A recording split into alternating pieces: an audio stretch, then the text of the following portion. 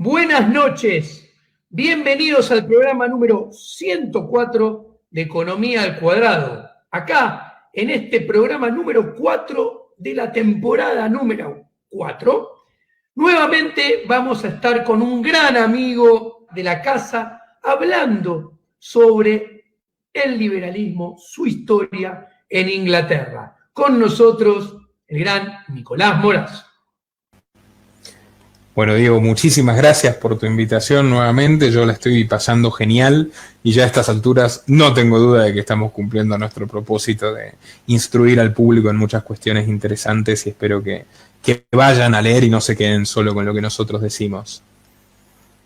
Es que nosotros transmitimos ideas y nos gusta tirar señales de opciones de lectura, que la gente vaya a las fuentes, lea, se instruya, se forme. Porque cuanto más lo haga, menos o más baja va a ser la probabilidad de que los engañen, los adoctrinen, les mientan y entonces otros, como por ejemplo los pseudoliberales y los socialistas, que son dos formas de conservadurismo, hagan negocios a expensas de todos nosotros. Quería aprovechar porque cerramos el tema francés, pero me quedó dos cositas para decir. Además de todos los autores y figuras que ya citamos, no hay que olvidarse de que Francia parió anarquistas individualistas que, si bien no eran del todo liberales, son muy interesantes. Y uno de ellos, y a cuento de esto que comentás de los pseudoliberales y de los socialistas, yo te pasé un fragmento suyo, era Albert Libertad. Exactamente. ¿Te acordás de Albert Libertad? ¿Cómo escribe? Aparte. Tú eres el criminal, oh pueblo, puesto que tú eres el soberano. Eres, bien es cierto, el criminal inconsciente e ingenuo. Votas y no ves que eres tu propia víctima. Sin embargo, ¿no has experimentado lo suficiente que los diputados que prometen defenderte, como todos los gobiernos del mundo presente y pasado, son mentirosos e impotentes? Lo sabes y te quejas, lo sabes y los eliges. Los gobernantes, sean quienes sean, trabajaron y trabajarán por sus intereses, por los de su casta y los de sus camarillas. ¿Dónde y cómo podría ser de otro modo? Los gobernados son subalternos y explotados. ¿Conoces alguno que no lo sea? Y así empieza Albert Libertad su ensayo Criminal Elector. Hermoso, porque aparte la gente es muy básico darse cuenta. Si todos nosotros perseguimos nuestra, como yo le llamo, micro función empresarial, persiguiendo nuestros intereses, nuestras necesidades, nuestros gustos o nuestras habilidades, ¿por qué pensar que un político va a hacer otra cosa? Obviamente que persigue su propia función empresarial. Ahora bien, el libre mercado, vos y yo, para perseguir nuestra propia función empresarial, tenemos que subrogar nuestro comportamiento al prójimo. Primero tenemos que, ¿por qué? Porque nosotros tenemos que comprar nuestro dinero. Y para comprar nuestro dinero, el público, el consumidor, tiene que comprar voluntariamente lo que nosotros producimos de bienes o servicios, esto mismo. Ok, y para eso tenemos que pensar primero en la gente, porque si no, no lo harían y no podemos vivir. Ahora, los políticos no necesitan nada de esto, porque hacen y viven de los medios políticos. No necesitan pensar en el prójimo y nunca lo van a hacer. Por eso, cuando alguien escucha a un Javier Milei, a un Echevarne o al nombre que quiera diciendo que los va a proteger, sepan que les están mintiendo y los va a estafar. ¿Estás de acuerdo? Estoy totalmente de acuerdo. Y una cosa interesante que se me ocurrió mientras estabas comentando esto tan sabiamente es lo siguiente. La próxima vez que un socialista les diga que el liberalismo o que la sociedad de mercado es excluyente, contéstenle lo siguiente: fue solo en las sociedades mercantiles y comerciales desde la edad antigua, como lo estamos viendo, donde el conjunto de la población tuvo la oportunidad de encontrar un lugar. Sin embargo, en las sociedades militares, saqueadoras, parasitarias, donde el Estado tiene mucho más lugar que el mercado, siempre se condujo o a la muerte o al exterminio masivo de una parte de la población que sencillamente en ese esquema sobra. Pasó con la Rusia stalinista, pasó con la Roma empobrecida y esclavista, y pasará siempre. Así que si hay un verdadero modelo social inclusivo demostrado por la historia, es la sociedad mercantil, es la sociedad de la libertad. La sociedad, en la sociedad de la libertad, en el mercado, que es un sistema de cooperación social, todo lo que existe es bueno. En el libre mercado de verdad, donde hay función empresarial, no empresarios que viven del riñón del Estado. En el libre mercado de verdad, todo lo que existe, existe porque es bueno. Si no fuera bueno y no benefician a las dos partes, el error es corregido y deja de existir. Mientras que cuando hay medios políticos, ¿qué sucede? Todo lo contrario. Uno vive a expensas del otro sin tener que pensar en el otro. Es coacción, es violencia física. Bueno, y esto, sí, y esto que me contás, bueno, voy a terminar de decir, además de Albert Libertad, entre autores reseñables franceses que se me pasaron, están Georges Palante, que escribe El espíritu de la corporación, que es un librito donde critica a los colegios profesionales desde una óptica muy liberal, y Émile Armand, teórico del amor libre, que de hecho su hija terminó liada con Lenin y Lenin le arruinó la vida. Muy interesante. De hecho, las cartas de Lenin a la hija de Émile Armand son reveladoras de la clase de crápula y de basura humana que era Lenin, rechazando abiertamente cualquier libertad sexual o familiar porque era antitética del espíritu revolucionario. Dicho esto, volvemos con Inglaterra. Esto es lo último. En este libro, que se llama Justicia sin Estado, de Bruce Benson, cuenta cómo los colegios profesionales y los colegios de los que se fueron creando de la gente que aprendió oficios, surgieron como subanexos del avance de los reyes sobre la justicia. Es muy interesante. Bueno, es muy interesante Bruce Benson realmente como jurista. Bueno, y nosotros estábamos hablando de Inglaterra, ya habíamos hablado de la Revolución Gloriosa, habíamos hablado del derecho consuetudinario, habíamos hablado de John Locke. Creo que también yo más o menos me enfatizo en los autores proporcionalmente con la medida en la que son desconocidos. Entonces, de Locke resalté muy poquito porque es muy conocido, mismo de Hume, David Hume, padre del empirismo, junto con Locke. Influye, yo creo, más que nada el liberalismo desde el punto de vista de que al descubrir que no hay una verdad absoluta, que es la conclusión derivada de que vos entiendas que la formulación del conocimiento es a través de la experiencia fundamentalmente sensitiva y no del idealismo racional, vos no podés imponer una visión, un dogma, una idea por la fuerza, porque estás por la propia naturaleza del conocimiento impedido de demostrar que esa verdad es absoluta. No hay tal. Ese es el aporte del empirismo de David Hume a las ideas de la libertad. Entre otros, hay unas anécdotas maravillosas, de hecho Voltaire se burla de eso porque era contemporáneo. No sé si sabías que Hume, que era un hombre muy bueno, muy amable, toda esta gente vos te das cuenta que le salía del pecho el amor por la vida y el amor por la humanidad, invita a Rousseau a Inglaterra. Y Rousseau, de paranoico, que era un demente, que creía que todos eran una basura y que era el único bueno y tal, termina huyendo descalzo de la casa de Hume porque cree que Hume lo iba a envenenar. Y Hume desata una búsqueda en Inglaterra porque creía que le había pasado algo a Rousseau. Es muy divertido eso. Bueno, un hombre influido por Hume, por el fenómeno que se llama la Ilustración escocesa, por supuesto es Adam Smith, quien yo también creo que es una persona, era un profesor de ética y moral. O sea, todos estos primeros economistas no son economistas, por eso son pioneros de la economía.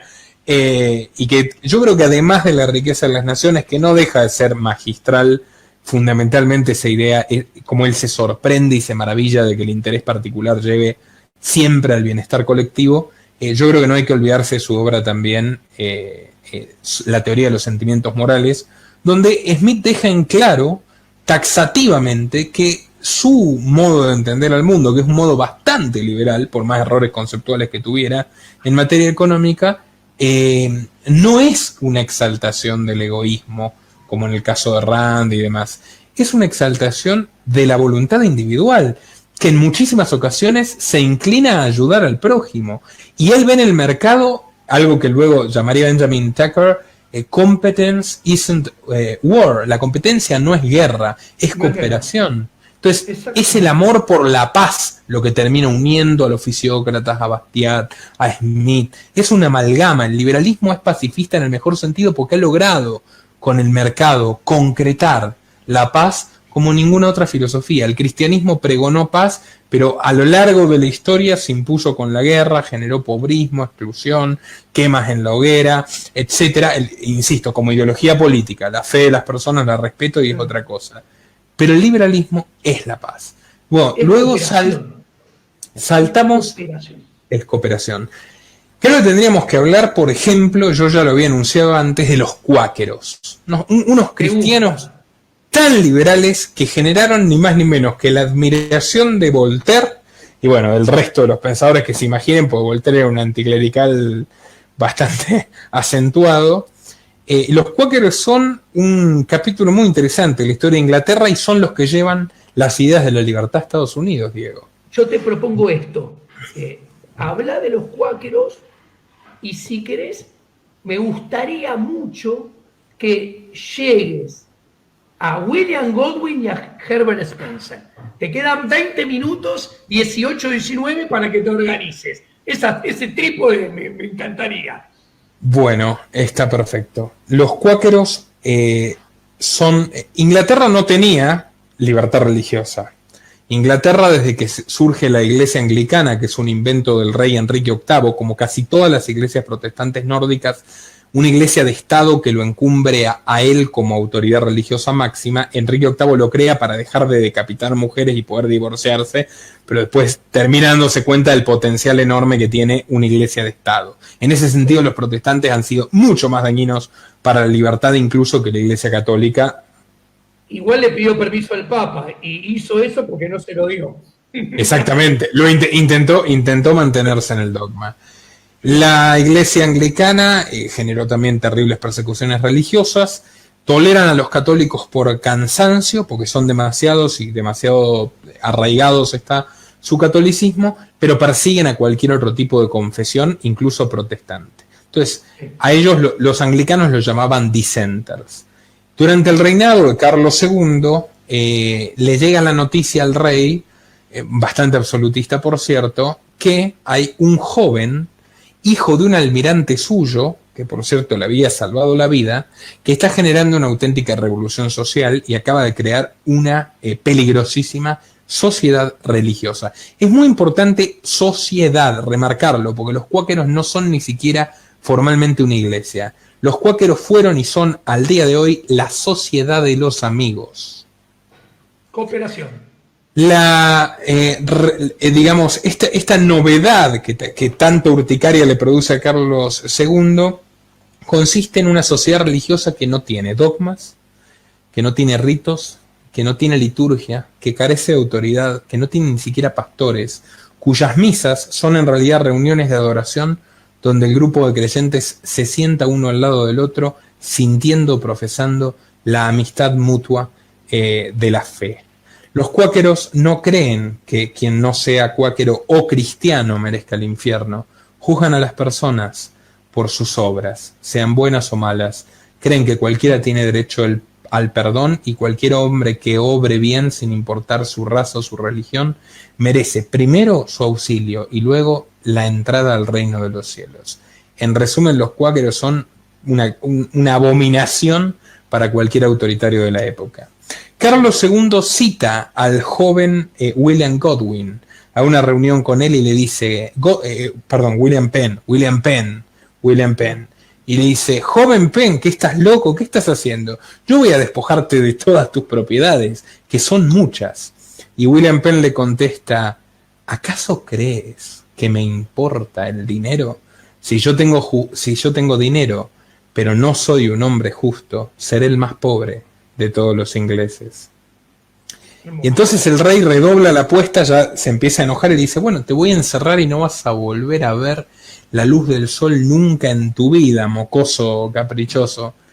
Y Penn le contesta con absoluta seguridad, si yo claudico de lo que sé que es cierto para satisfacerte, no habrá luz que me redima porque habré perdido la luz de mi conciencia.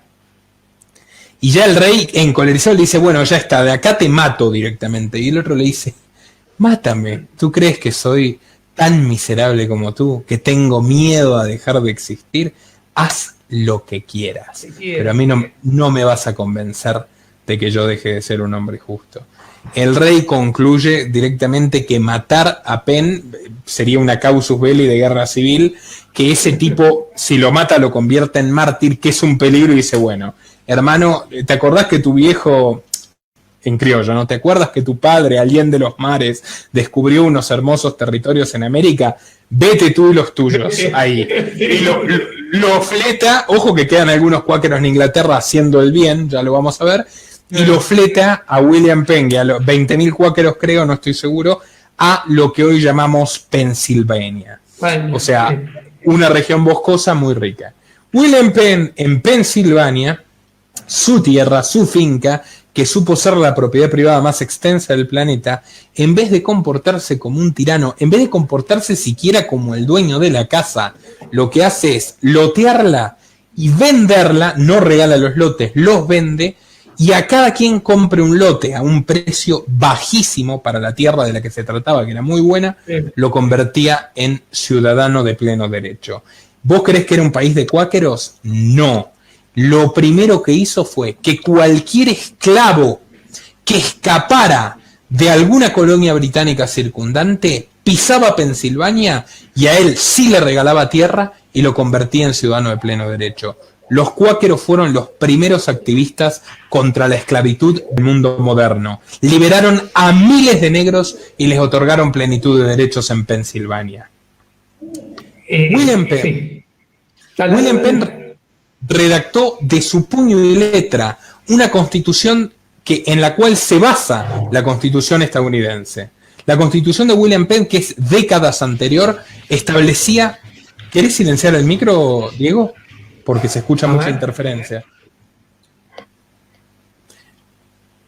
La constitución de William Penn establecía un mandato máximo de 3 años, incluso la imposibilidad de cobrar impuestos sin consentimiento.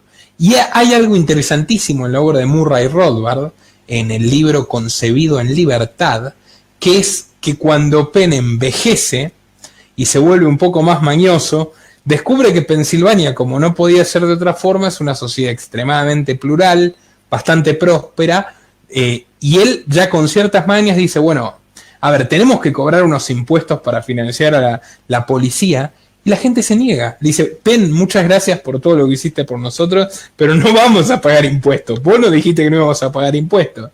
Y pacíficamente se rebelan contra Penn. Entonces Penn termina tolerando un experimento anarquista que, si no recuerdo mal, duró 9 años, anarquía de propiedad privada, de respeto irrestricto entre la gente, donde no hubo ningún tipo de autoridad gubernamental en Pensilvania, que de por sí Penn lo llamaba el santo experimento, y vaya que le doy la razón. Una acotación y seguís 15 segundos, me tomó. Ese libro, Concebido en Libertad, de Murray Rothbard, que es la historia americana, lo recomiendo efusivamente para los jóvenes, porque es la historia de cómo una revolución que filosóficamente en los papeles empezó con un sesgo, terminó totalmente desvirtuada y en el largo plazo convirtiéndose en el imperio más liberticida de la historia de la humanidad. ¿Me equivoco? ¿Coincidís? Coincido completamente, Diego. Muy interesante hablar de William Penn. De Pensilvania saldrá otro inglés, que es Thomas Paine, que es el gran liberal de los padres fundadores, porque Jefferson era un esclavista, bueno, ya ni que hablar, Madison eran unos centralistas autoritarios, por poco eran jacobinos que hablaban inglés, y Thomas Paine es el hombre que, siendo inglés e imprentero, pensilvano, como no podía ser de otra forma, aunque era inglés, sacrifica su imprenta, lo gasta en repartir su panfleto El sentido común y los derechos del hombre, que fueron los ensayos más leídos del siglo XVIII, y empeña su vida en la Revolución Americana buscando el horizonte de un país que sea como Pensilvania, un país sin esclavos, una democracia donde todos tengan los mismos derechos y donde la autoridad central sea mínima. Bueno, la Revolución Americana concluye con que nadie quiere abolir la esclavitud, nadie quiere abolir los privilegios y ni siquiera quieren permitir una verdadera libertad de expresión. Cunde el puritanismo protestante, de base más bien metodista y de influencia anglicana, no respetan a los cuáqueros y mucho menos respetan a Thomas Paine, que escribe un libro criticando el puritanismo religioso y en general el monoteísmo, perdón, en general el teísmo, porque él es deísta, que se llama La Edad de la Razón, y se ve obligado a ir a Francia, que como ya contamos también lo van a perseguir en Francia. De Thomas Paine yo rescato muchas cosas: el antirracismo, el antiimperialismo. Vos bien me indicaste cuando estábamos hablando entre nosotros que se le puede perdonar perfectamente su optimismo a la democracia, entregó su propia vida en esa utopía, pero termina engendrando un amigo y discípulo que se llama William Godwin. Y William Godwin, amigo de Paine, quien lo ayuda a escaparse de la cárcel en Francia para que no lo guillotinen los jacobinos, William Godwin es el padre del anarquismo moderno. Y no solo eso, si bien William Godwin tiene algunas teorías colectivistas de propiedad que tienen que ver con interpretaciones de cosas de las que habló Paine sobre la Tierra, William Godwin es netamente liberal en lo político, concluye que la única, viendo la experiencia del pobre Paine, que la única forma de concretar el proyecto de la libertad va a ser finalmente aboliendo al Estado, pero entre tanto, lejos de ser un utópico o un inútil, no solo le salvó la vida a su amigo, sino que formuló las garantías judiciales que muchos gobiernos, empezando por el inglés, adoptaron como un contrapeso de la parte imputada contra la parte acusada. O sea, las garantías procesales, los derechos procesales de los que gozamos hoy en día, los formuló un anarquista, amigo y discípulo de Thomas Paine, que era William Godwin.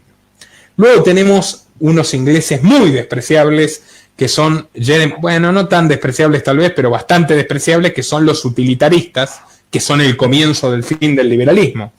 El riquísimo Jeremy Bentham, su amigo James Mill, y el hijo de James y ahijado de Jeremy, John Stuart Mill, que de hecho fue el primer autor que yo leí. Sí. ¿Puedo contar algo? Es muy importante entender por qué el utilitarismo es el principio del fin. El único utilitarismo posible es el individual, porque, repito, conozco mis gustos, mis preferencias, mis habilidades, mis necesidades y mi restricción presupuestaria. Entonces yo puedo construir, tengo información y tengo el poder moral de construir mi función de bienestar y correr detrás de mi felicidad, mientras que no joda ni la propiedad privada ni el producido de la propiedad privada de nadie. Listo. Esto es muy importante, pero el utilitarismo colectivo, que es la piedra fundamental, angular del conservadurismo y del socialismo, no solamente es totalmente inválido porque no se puede construir y es inmoral construir, además de que no se puede, una función de bienestar, sino porque justifica cualquier cosa. Por utilitarismo se puede justificar persiguiendo cualquier fin las atrocidades más inmorales de la historia de la humanidad. Listo, te entrego la palabra. De hecho, es irónico, pero Bentham, el padre del utilitarismo, era socio comercial del padre del socialismo inglés, Robert Owen. Mira, no sabía eso. Y gestionó capitales para que Robert Owen instale en Estados Unidos la primer colonia comunista laica de la historia, New Harmony. que da, lo vamos a hablar en el liberalismo americano, es extraordinaria la experiencia de cómo fracasó miserablemente el comunismo y terminó engendrando una colonia liberal anarquista de libre mercado que sí funcionó. Pero bueno, esto yo creo que ya va a ser para el segundo programa. Vamos a tener que seguir hablando porque no vamos a llegar ni a Spencer ni a una cosa maravillosa que yo quiero explicar, que es la escuela de Manchester, pero sí comento de algunos ingleses interesantes, porque Inglaterra generó gran diversidad de pensamiento liberal, no solo pensamiento liberal. Por ejemplo, tenemos a quienes yo creo que si hubieran dominado la izquierda, este mundo sería un lugar infinitamente mejor del que es, que fueron los socialistas ricardianos. Fundados en lo que podríamos considerar un error doctrinario de David Ricardo respecto a lo que él creía que era la tasa decreciente de ganancia, no tenía en cuenta la innovación técnica, etc. El marinero Thomas Hodgkin escribió un tratado que se llama Economía Política Popular. Thomas Hodgkin era editor en jefe de la revista The Economist, antes de que la compren los Rothschilds. De hecho, fue el jefe de un joven Herbert Spencer, del cual ya hablaremos en el próximo episodio. Ambos escribían en la primera revista económica especializada del mundo. Y Hodgkin postulaba que la verdadera descentralización de la riqueza no provenía, y en esto yo le doy toda la razón, no provendría jamás de la planificación estatal centralizada, sino que objetivamente provenía de la libre competencia del mercado.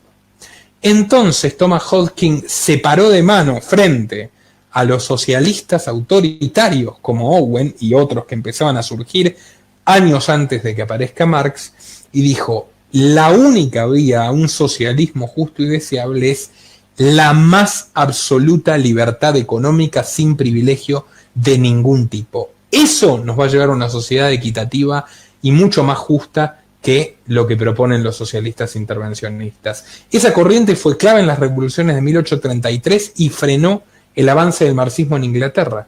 Muy interesante esto de Thomas Hodgkin. Otro liberal de la misma década, de 1830, que me parece... También Thomas Hodgkin fue pionero de la libertad sindical. O sea, los liberales clásicos fueron los padres de la libertad sindical, porque estos sindicatos paraestatales mafiosos de ahora no tienen nada que ver con los sindicatos voluntarios, que son una institución netamente liberal, fundamental, la asociación de los obreros libre y voluntaria, sin obligar a nadie.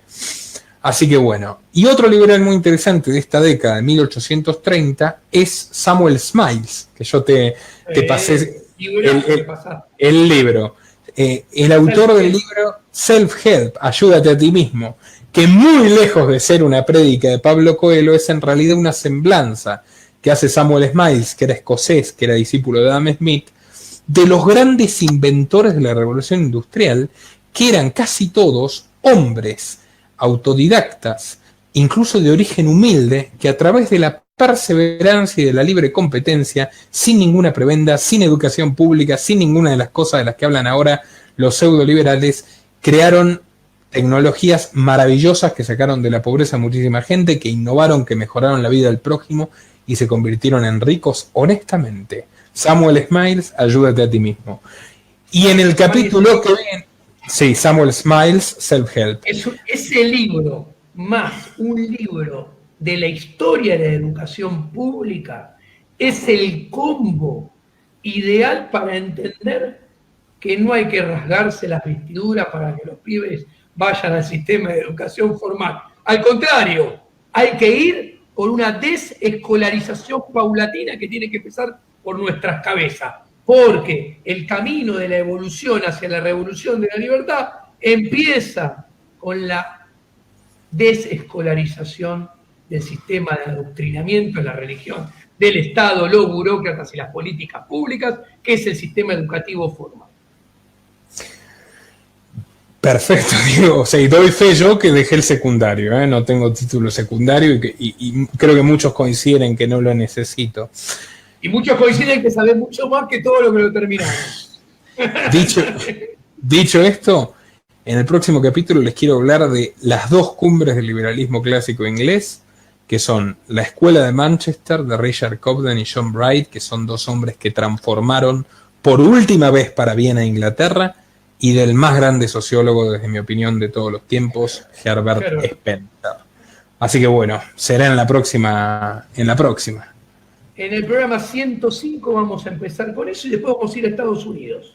¿Qué te parece? Tenemos para largo, me parece excelente, Diego. Y después a escuela austríaca y ya seguiremos con esta historia del liberalismo, que nos gusta decir liberalismo radical. Así es. Te agradezco mucho tu generosidad, la pasé muy bien, me divertí y realmente es un canto al placer compartir estas charlas contigo, que no las puedo compartir con mucha gente, desgraciadamente. Muchísimas gracias, Diego. Pienso lo mismo y me honra mucho esta posibilidad que me estás dando. Bueno, hasta la semana que viene.